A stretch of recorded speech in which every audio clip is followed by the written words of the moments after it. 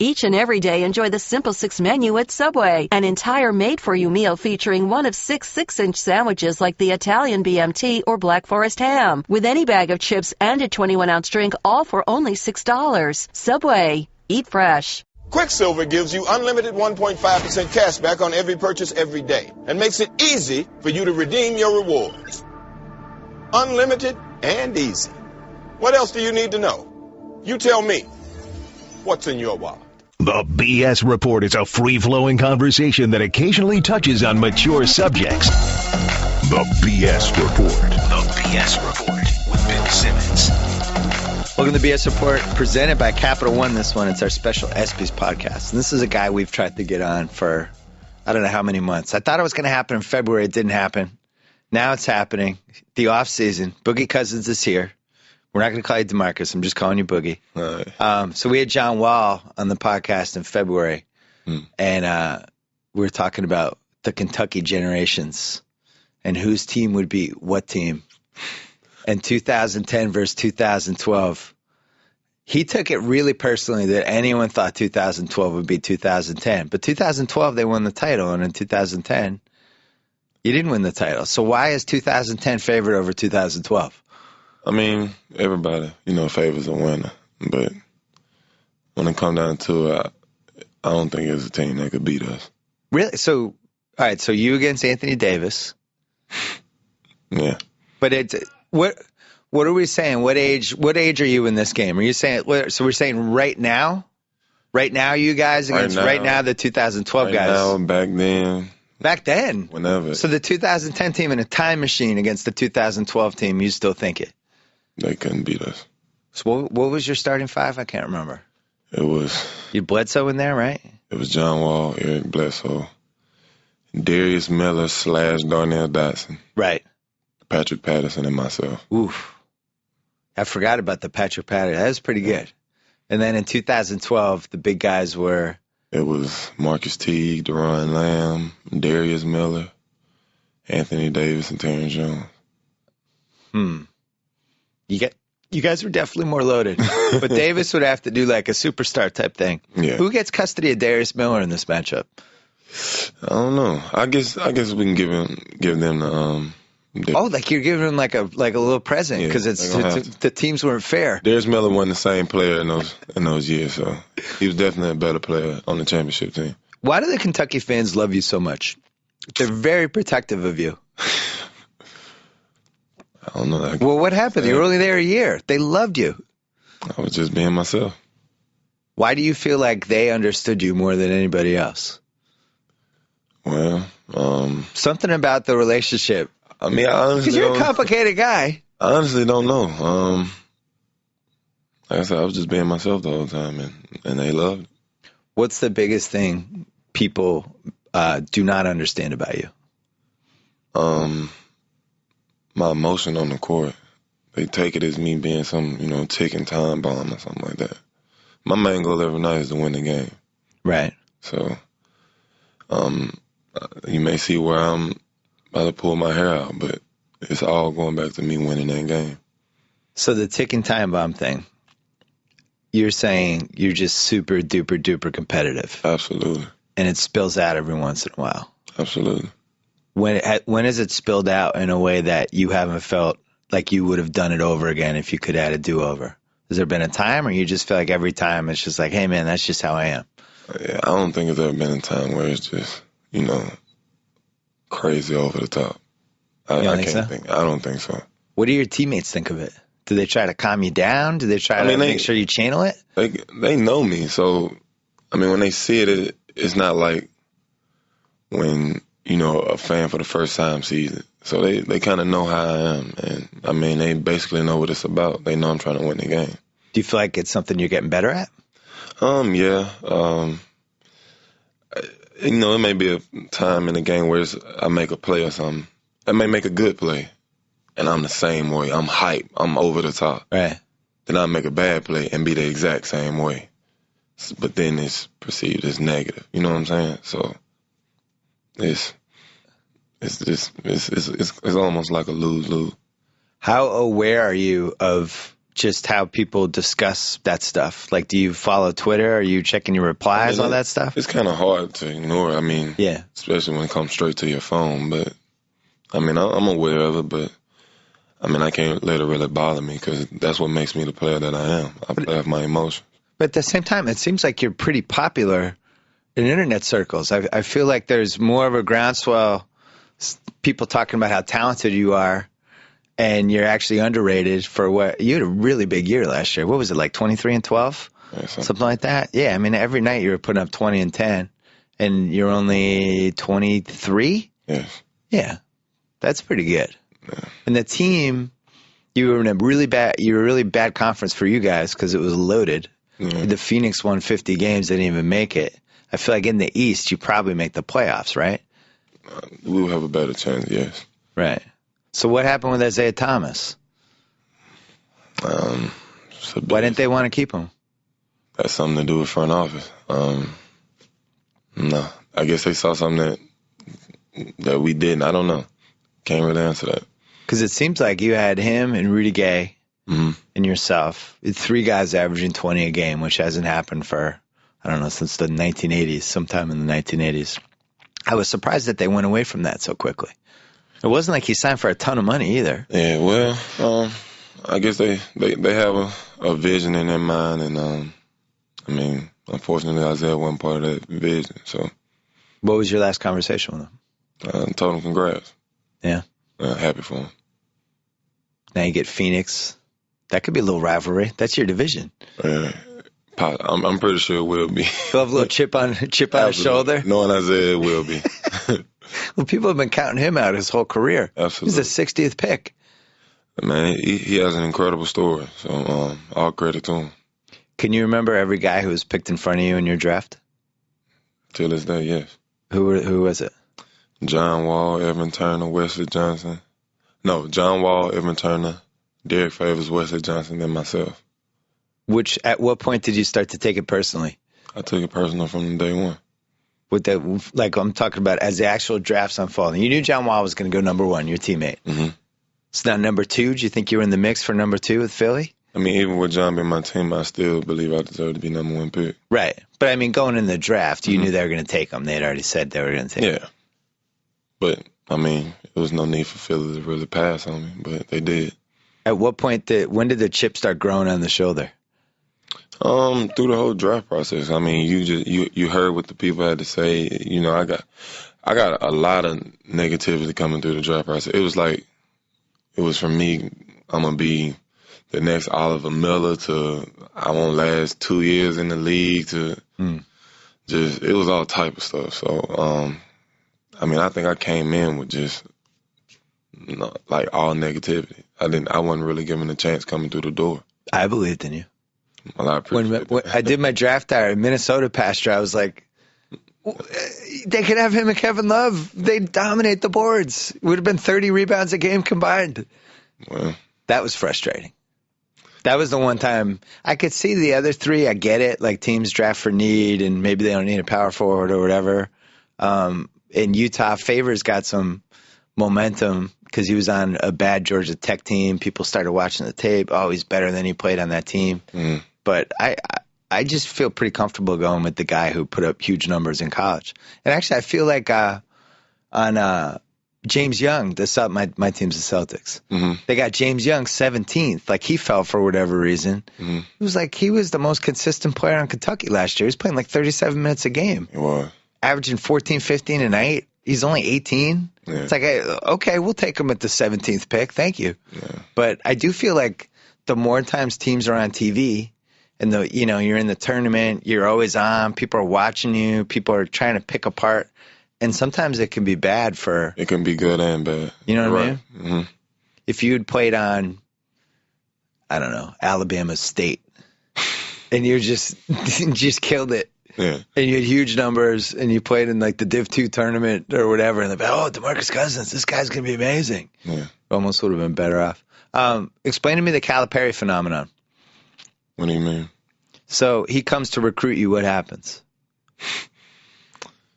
I mean, he really doesn't have to do a lot of talking. I mean, I was a fan of Calipari when he was in Memphis. UAB was in the conference, and I went to a college game when I was younger. And I saw Memphis play. I watched Sean Williams play. Right. I remember him. And I was like, I want to be just like that. Right. So, I mean, since that day, I mean, I was a fan. So, I mean, it was a rough process getting to that point. I mean, I committed to UAB, decommitted, committed to Memphis. Oh, I didn't know that part. Yeah, I did. I committed with Mike Davis. That's where you're from, right? Yes. So you decommitted? Were they mad? No, it was. I wanted to be able to have in my scholarship where if Mike Davis was to leave, I would be able to as well. Right. But they didn't agree to it. So I was really committing to the coach instead of the school. Yeah. But they didn't want to agree to that. And so I ended up decommitting. Then I committed to Memphis. Cal left there. Then ended up at Kentucky. Go ahead, sorry. But with Cal, he don't really have to say much. I mean, the proof's in the pudding.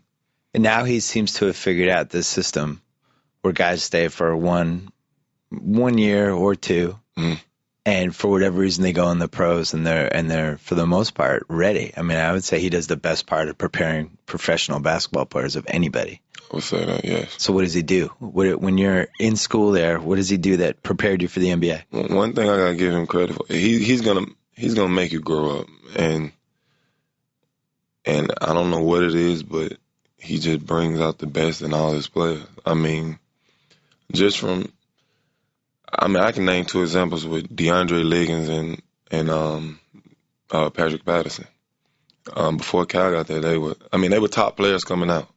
Yeah. Had huge names, but they kind of had those rough years in the Gillespie era, and stock was down. They kind of went under the rug. Right. Calipari came back. Pat game expanded to outside the three-point line. DeAndre became this phenomenal defender, and I mean, they both made it. And I mean, I believe it's all credit to Cal because he was able to bring that out of him. Do you feel like your generation and younger, like in my generation, when I was a kid, it was UCLA and John Wooden and those, and then it kind of shifted, and then it became Georgetown and all the Big East teams. Do you feel like for the younger kids, Kentucky is now that team? I would say so. Like the cool team? Absolutely. Because Jalen's era was Michigan. He'll be the first to tell you. We should call out Jalen, who called in sick for the party. He had like a meeting. We've been talking about this podcast for 6 months. I'm so mad at Jalen. I'm gonna do my best to carry it. But man, we were ready. We were ready for months and months and months. He screams your name on national TV all the time. I know. Sacramento, the new owner, Vivek, comes in. First thing he does, commits to you, gives you a big extension, says that they want to build around you. Up to that point, you weren't really sure where you stood. The other owners, they were kind of in, they were out. Who knew? What did that feel like to have your owner just say, coming out of the gate, this is my guy? I believe that's what every player wants to hear. And just to have your owner, your new owner come in and already show that much trust in you and believe in you that much. I mean, it's a great feeling. So, what kind of relationship you have with him? We have a great one. I can call him any time of the night and we can just talk or whatever. So, great relationship. The whole organization, I believe, it's like night and day now. I mean, the difference. So, I definitely like where organization is going. So we got a bright future. Well, when you got there, it was about as bad of a situation as it could possibly be. And it wasn't just the owners. Everyone thought the team was leaving. Man, it was terrible, yeah. That first, it might have been your rookie year, but there was that game. Everybody thought that was the last home game. Wasn't that your rookie year? It was that every season. Right. But there was the one year people were crying in the stands. The announcers were crying. Everybody thought they were gone. And the fans were just fantastic. They just wouldn't lose the team. That's one thing. I would say we had the best fans in the NBA. Win or loss, they're there, sold out, cheering, screaming. And, they could have gave up on the team when they kept hearing the news that the team was leaving, but they were still there through it all. What was it like walking through the streets during that time? What were people saying to you? It was the same thing. We're going to miss you. We hope you guys stay. That city fought for that team. So, yeah. And, Mayor Johnson as well. I mean, he did so much for that city. He did so much to keep that team there. And, I mean, they earned the right to keep that team. What's it like to play in a small market? I kind of enjoy it. I feel like you got a better relationship with the city. You know, I mean, we're basically the biggest thing in that city. Yeah. And we have full support from our community and our city. So, and vice versa. We do so much for that city, and I kind of like it that way. How many coaches have you had in the NBA? 3? 3. Mm-hmm. What's Mike Malone defense oriented? Absolutely. Was that an adjustment? Not really, because I was kind of used to it with Cal. Cal was very similar, Coach Mike Malone. So it wasn't that big of an adjustment. So what happened to you last year other than just you getting older and more mature and figuring out the league and all that stuff? Why were you so consistently good last year? I mean, I had a staff that believed in me. So they actually believed I could do it. They actually believed I could carry that team. And, I mean, I think I did a pretty decent job. But, I mean, the wins will come, but I feel I did a pretty decent job. We're doing this for Capital One for the special ESPYs podcast. Stay tuned for a brief message. Quicksilver gives you unlimited 1.5% cash back on every purchase every day and makes it easy for you to redeem your rewards. Unlimited and easy. What else do you need to know? You tell me. What's in your wallet? All right, we're back. You're going to the ESPYs? Yes. Your first ESPYs? Second. Second ESPYs. What was the first one? Last year. Oh. Yeah. This year we have Drake. I know. He's fairly famous. Yeah. It should be a good one. A lot of NBA players come to this thing. In general, I'm fascinated by the NBA community, and especially you see something like, LeBron when he makes that decision, and the players are weighing in on Twitter and stuff. Mm-hmm. You're following this whole thing, obviously. I mean, you guys aren't a contender yet, but at some point you're hoping to be. Mm. What did you think he was going to do? I thought he would make the best decisions for him and his family. So, and in the end, it became Cleveland. But honestly, I really didn't care. Really? Because you guys used to have some good games against them. Yeah. Was it last year? What was the double overtime game? That was Marcus went off. Yeah, it was 2 years ago. Mm-hmm. I always felt like you guys played well against them and the Lakers with the year before when Kobe, before he got hurt. But it always seems like the Kings-Lakers was like kind of a secret great rivalry that I don't know if America knows that, but for people who watch basketball on the West Coast, yeah, absolutely. That was a good one. You like playing against Kobe? I do. Who's your favorite player to play against? Favorite person to play against? I like playing in the Garden. Yeah.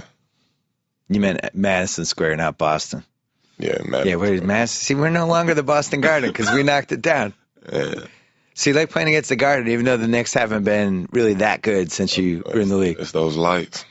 Celebrities. It's the lights, yeah. So that's number one. What's number two? Probably Staples. Celebrities. Although last year was a little depressing. I guess the Clippers were probably the better Staples experience last year. Tell me about going against Duncan. I mean, the big fundamental. It's going to be a tough night. Does he talk at all? No, not at all. Does he say anything after? Not at all. Nothing? Nothing. Handshake? Yeah, I mean... Just a little fist bump, that's it? Then he goes to work? Time to get to work, yeah. Who's the guy that you're like, that guy tonight, I got to have my A-plus game? Toughest guy for me to go against is Al Jefferson. He does not get enough credit in his league. Al Jefferson is the toughest guy. Drop steps, everything, little jump hooks, whole game, up and unders. Yeah. Oh man, toughest guy to guard. The Celtics had him for 4 years until we traded him for KG, and he had it when he was 18. He was just some guys they know what to do down there, and the ball always goes in for him. I was always hoping he'd find the right team. But that's the thing. Sometimes you could be in the league for 10 years and not find the right team. So Al Jefferson, how about Gasol? Although he's a little older now, but he had a little bit of the same like low post stuff, right? Yeah, he's a tough guy to go match up against as well. Zebo? Yes, I would say Zebo as well. Ooh, you hesitated. Maybe Zebo. You feel like you own Zebo a little bit. Nah, I wouldn't say that. I mean, Zebo's not the same Zebo he was before, right. But I mean, he's still a very tough matchup. But if I had to choose somebody, I'm going with Al. You played basically center last year, right? And that's a position that's... I haven't played the 4 since my rookie season. Right. Yeah. So, I mean, but I don't think people really thought of you as a pure center until last year. Did you think you had an All-NBA chance at all? Because that's usually like the... I believe I deserved it, but didn't go that way. All right, so who were the 3 guys that made it over you? I believe it was Dwight, Joe Kim, and Al Jefferson, I think, right? It was Al, yeah. Mm-hmm. See, the recurring theme here is that it seems like you know the list of everybody who went ahead of you in whatever capacity we're talking about. Yeah, anybody that thinks better than me, I know who they are. Who they think is better than me. What was your first Dwight? You went against Dwight Howard as a rookie, like when he was at his peak in Orlando. I think that was probably his best season. I'm always amazed. I've sat close to the court a couple times for him.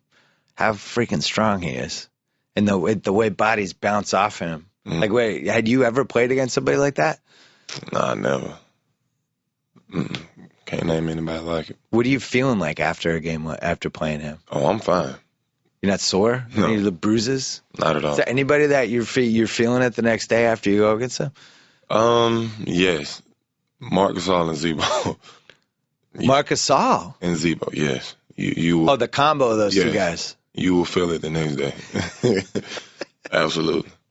So you were hoping that they were going to get rid of, there was a chance Zebo might leave. You were hoping. Yeah, break that up. break those guys up. Yeah. Who has dunked on you so far in the first few years? Anybody? Have you ended up in a YouTube clip? I wouldn't say anything like just crazy, but Blake's dunked on me before. You don't really like Blake. I've been to a few games. I know you can't really talk about it, but there's definitely something with you guys that I've noticed. No, I don't have a problem with Blake. No? Well, you wouldn't say if you did, but there's definitely a little rivalry. Actually. You would? I would, actually. I thought you guys had a little beef, right? Nah. Nothing? Just a little rivalry, but I don't have a problem with Blake. Didn't you guys almost get in a fight once? No. Altercation? Argument? No. Nothing? No. You sure? I feel like I was at a game where that might have happened. Nah. There was some talking? Probably me and CP, but not me and Blake. I don't have a problem with Blake. Oh, you're one of the guys who doesn't like, there's a lot of guys who CP kind of bugs them. Yeah, I dislike CP a lot. CP does a lot of talking. I know. What if you saw him off the court? You'd be okay with him, right? No? I don't have a problem. The good news is you're like 12 inches taller than him if you ever have. I know. He's like 5'10". I know. That's usually how it goes. It's the small ones. Could you play with somebody like that who's just like a chihuahua, just barking at everybody for 3 hours? Yeah, because I'm the same way. Oh, so that's why. See, that's why. He's on your corner. Yeah. Who's the best point guard you ever played with? As of right now, I would say John Wall and Eric Bledsoe. And those guys, I like when they play each other because you could tell Eric Bledsoe's a little perturbed that John Wall was the number 1 pick and he fell all the way to 18. That's one thing about us three. Like, we're the closest of friends, but when we play each other, it's like we're enemies. So it'll always be that way. Right. Yeah. That's probably who. If you were to see us play, you would probably be like, those guys hate each other. Really? Yeah. Like when you were practicing in Kentucky and stuff? No, I mean as of right now. Like that's how competitive we are. It's like we hate each other. So now you have Phoenix with Isaiah, who's gonna have a chip on his shoulder, and Eric Bledsoe, who you go get. So those games. So I'm DVRing all those games. Yeah. You're gonna be fired up. Yeah. Didn't John Wall lobby for you at one point when it looked like you were gonna be a free agent? Was throwing out some Washington vibes for you? Yeah, I'm always hearing that. You're always hearing that. Why are you getting all shy about it? I'm not getting shy at all. Yeah. So you've talked about playing with him at some point in your life.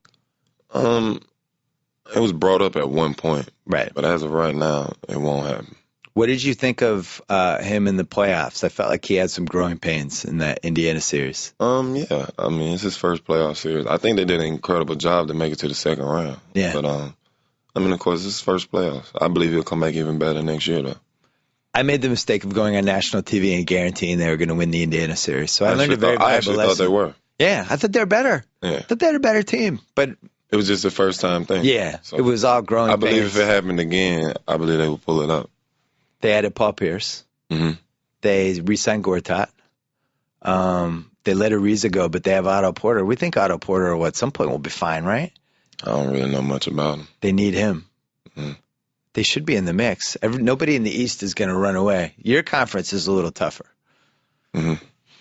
You added Stauskas. Mm-hmm. Macklemore, what's up with him? Because I really like Macklemore, and last year he had the typical rookie season. Just exactly. deer in the headlights, the whole thing. Yeah, he's going to be an incredible player. He just got to keep growing. He's going to be a very good player. I was worried about him coming out of college just because of like his background. Like he had a tough childhood growing up. He was only in college 1 year, goes right to the pros. Did you take him under your wing at all? Yeah, that's like my little brother. One thing about Ben, he works his tail off. So with that alone, he's going to be fine. So, but I believe he'll have a better season this year. There weren't a lot of shots for him last year. I know. You're getting your 18 to 20. Rudy's getting his 18. Isaiah was getting his 15 to 18. So you add it up, and there's, it'll be interesting to see. Yeah, that's what I'm saying. I believe he'll have a lot better season this year. And you guys need an outside shooter, and Stauskas will spread the floor a little. What else did you do? Anything? We signed Darren Collison. Oh, yeah, that's right. Steve Collison. And then, isn't there one more? Who's the other perimeter guy you have? That's it for right now. They might still sign somebody. Yeah. I thought they were going to trade for Rondo at one point. I thought that was in the mix. That would have been interesting. You hear a lot of rumors. I do. Well, I deal in the rumor business. That's what we do. The internet loves rumors. Yeah. So Rondo would have been interesting. With the combo, you and Rondo either would have loved each other, or you might not have liked each other that much, and it would have been one or the other. I don't know why. I don't understand why people think like just because. What is it? The personalities that you think won't match, or what? Super competitive guys. Super demanding. Well, those people usually they go like this or they go like that. The same way with Rondo, KG, and Paul Pierce, and they match perfectly. So we got a little rocky a couple times. They won a championship. They did win a championship, but Rondo was the little brother on that team. He was still the same guy. Yeah, I think now that they don't play with each other, I think they probably love each other more than maybe they did a couple of times. During that run. Yeah. I'm fascinated by Rondo. I think he's really interesting. I think Rondo. Like that's somebody I think it's weird, but I think he could coach someday. I think the way he sees everything is super smart. Who do you think's the fastest guy in the league? Is it John Wall? I don't know. Westbrook? I think Ish Smith. Ish Smith? That wasn't on my list. Ish is fast as hell. Really? Yes. Yes. Tell me about what it's like when Westbrook's in fifth gear. I mean, it's like a Lamborghini match. Like, he's definitely one of the most explosive guys in the league. So, yeah. Who do you think's the best player in the league? Who I think is the best? Rondo. Who? Rajon Rondo. You think he's the best player in the league? Yes. Over LeBron James? You said, I thought you said point. Oh, best point. Point or player? Best player in the league. Best player, LeBron. Second best? I'm going to go with Kobe. Kobe now? Well, as of right now, it'll be Kobe's LeBron. my age now. Yeah. As of right now, it'll be LeBron and Kevin Durant, of course. Okay. Yeah. So you think Rondo's the best point guard in the league? Absolutely. How much of that has to do with the fact that you and Chris Paul don't like each other that much? Nothing at all. This is my favorite beef in a while. I love this. You and Chris Paul. But Chris Paul, every team doesn't like him. Well, but he's your Players Association president. That doesn't mean anything. He's a complicated guy. Yeah. So what's the team your biggest feud team? The Clips? That's the one you get the most fired up for? Yeah, I'll probably say the Clips. What's the most fun team to play against? The Clippers. I mean, those games where you get fired up like that, those are the best games for me. I like playing the Warriors as well. I was gonna say I thought the Warriors seemed like they would be fun because every game we always have a good game against those guys. So it's always a good game. So when you came into the league, people wondered if you're going to be able to stay in shape.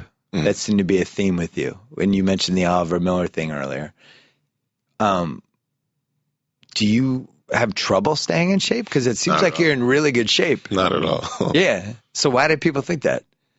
I mean, like I said, anything negative they could come up with, they did. How'd you get the nickname Boogie? Rod Strickland. Rod Strickland? Mm-hmm. Any reason? It was the way I played. He said I had a lot of boog in my game, so he started calling me Boogie. And now you're exclusively Boogie. Yeah. And at some point, Demarcus is just going to go away. It's just going to disappear, and you're just going to be exclusively Boogie. Yeah, Boogie. Dude, what do your friends all call you Boogie? A lot of people call me. I mean, my close friends, they call me by my name, but I'm basically known as Boogie. What do girls call you? I don't know. Give me a prediction for next year. I think we'll make the playoffs. Make the playoffs? Yes. I say 7th, 8th seed. How many wins is that going to take in the West? Like 48? 48, 50, something like that. So you need your little brother Macklemore to step up. I need everybody to step up. You need Stauskas to be good right away. Yeah, he is. Actually, he's very good right now. So Stauskas is going to be good right away. He's very good. The one guy I really like Alfred Payton, who Orlando got at 10. I thought that would have been an interesting pick for you. But I think Stauskas will be good too. For some reason, just in my head, I like the thought of Peyton playing for you. Because he also doesn't need to score, but I was impressed with the Summer League. Did you watch Summer League? Yeah, I watched some of it. I mean, it's kind of like... I mean, it's not totally basketball. Yeah. it's kind of hard to watch sometimes, but I watch a little bit of it. It's dominated by the point guards. Mm-hmm. People look better than they actually are. Yeah. The Celtics had this guy, Kedrick Brown, like 10 years ago, who looked like Michael Jordan in Summer League and got everyone fired up and then never made it. And after that, I don't trust Summer League. You did Summer League, though, 1 year, right? Yeah, 1 year, my first year. Did you get the ball enough? Yeah, I got it a lot, actually. How many possessions, like let's say you don't get the ball 8 times down, you ran every time. Like at some point, do you say something? Or is it just understood? Because you got to take care of the big guy. Yeah, I would get the ball some type of way. Okay. Yeah, I'm not worried about that. Because Jacoby, that guy you met when he came in, he's our big guy when we play. I always make sure he gets the ball every couple minutes because if he doesn't, he won't rebound anymore. Well, that's and then he starts staying away in the back. Like I said, I'll end up with the ball. So you have to feed the big guy. No, I don't really have to be fed. It's like a shark. How you have to throw a shark fish every once in a while to make sure they still swim around. That's what the big guy does. All right, so you're going to the ESPYs, second straight year, and you're excited for Drake. Anyone else you excited for? I'm excited for the humor. The ESPYs is so funny, so I'm ready to laugh. And it's basically the whole league comes to the ESPYs. Yeah. All right. Well, if I see you and Chris Paul, like if anything's escalating, I'm going to come over and separate you guys. You won't see that at all. Boogie, I'm sorry Jalen canceled on us. I tried to carry it my best. Good luck this year. I hope you make it. Good luck with the Vivek era. Good luck in the Western Conference. Good luck with everything. Keep it going. We'll be rooting for you. All right, thanks. So I get to sign off. Whoa. Thank you for downloading the BS Report with Bill Simmons. Too much fun. Check out more podcasts at the iTunes Music Store or at Podcenter at ESPNradio.com. Peace out.